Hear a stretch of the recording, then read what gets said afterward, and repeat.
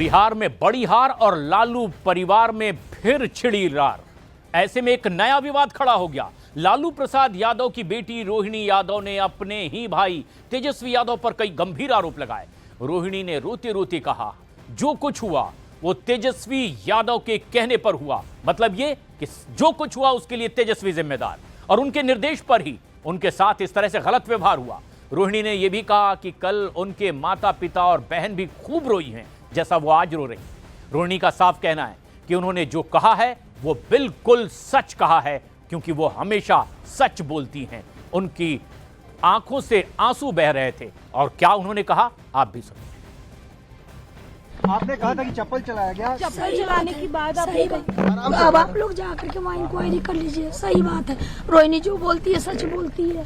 और जिसको भी कंडेम करना आकर के सामने मेरे सामने बैठवाइए। आप ये बात जाकर के तेजस्वी यादव किसके शह पे हुआ है उनसे जाके पूछिए, संजय यादव से पूछिए, रेचल यादव से पूछिए, क्या नाम है उसका। रोहिणी जी अपने पिताजी से कुछ कहेंगे क्या, कोई मैसेज? नहीं, पिताजी मेरे साथ हमेशा है। कल मेरे माता पिता भी रो रहे थे, मेरी बहन रो रही थी मेरे लिए। मुझे भगवान ने मुझे सौभाग्य दिया कि मुझे मेरे इस तरह के माता पिता मिले जो मेरा हर समय मेरा साथ दिए। मुझे बस इतना ही कहना है कि भगवान ना करे कि आप लोग के भी घर में कभी मेरे जैसी बहन बेटियां हो। जिस घर में भाई हो, भाई लोग का ही योगदान होना चाहिए। काहे सारा बलिदान बेटी लोग दी।